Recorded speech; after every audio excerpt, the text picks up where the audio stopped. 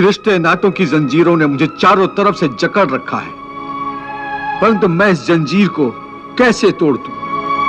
मैंने मान लिया कि ये सारे शरीर नाशवान हैं, परंतु इनके साथ जो मेरे रिश्ते हैं वो तो नाशवान नहीं है, वो तो सच्चे हैं।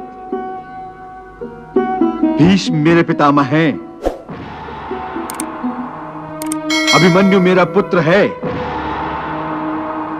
महाबली भीम मेरा सहोदर भाई है। ये रिश्ते तो सच्चे हैं। भले इन सब के शरीर मर जाएंगे, परंतु इन सब के साथ जो मेरे रिश्ते हैं वो तो नहीं मरेंगे। जैसे आज मेरे पिता महाराज पांडु का शरीर नहीं है, परंतु मेरे पिता आज भी महाराज पांडु हैं। पिता पुत्र का तो वो पवित्र रिश्ता समाप्त नहीं हुआ।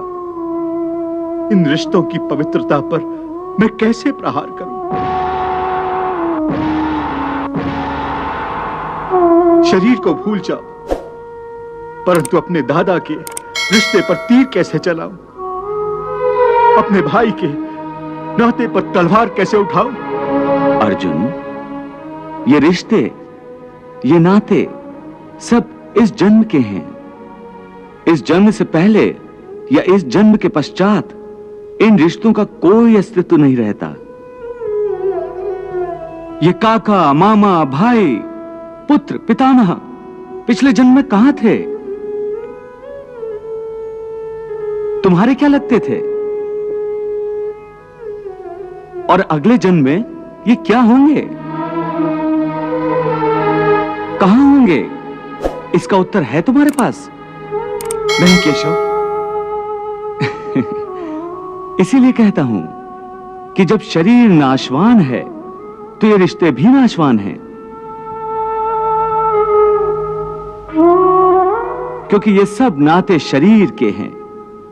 और ये जो तुमने अपने पिता का उदाहरण दिया कि उनका तुम्हारा पिता पुत्र का नाता तो समाप्त नहीं हुआ, तो ये भी तुम्हारा भ्रम है, अज्ञान है।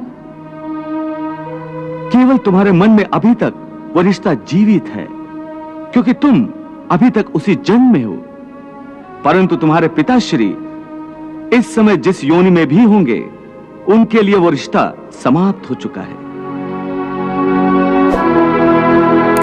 पिता की बात छोड़ो, अपनी बात करो। पिछले जन्म में जब तुम्हारी मृत्यु हुई होगी, उस समय तुम्हारे सब संबंधी रिश्तेदार रोए होंगे। तुम्हारी पत्नी ने, तुम्हारे पुत्रों ने बहुत विलाप किया होगा, परंतु आज इस जन्म में तुम्हें याद भी नहीं कि किस किस ने तुम्हारी मृत्यु पर विलाप किया था। आज तुम्हारे लिए उनका या उनके रोने धोने का कोई मोल नहीं। इसलिए समझा रहा हूं कि ना किसी के मरने का शोक करो, ना किसी के साथ नाता टूटने का दुख मानो। वैसे भी मेरी माया इतनी प्रबल है अर्जुन, कि जिन्हें तू समझता है कि तेरी मृत्यु के बाद शोक करेंगे, सारा जीवन रोते रहेंगे, वो भी असत्य है। मेरी माया के प्रभाव से थोड़े ही दिनों के बाद उन रोने वालों को तू फिर हंसता खेलता देखेगा।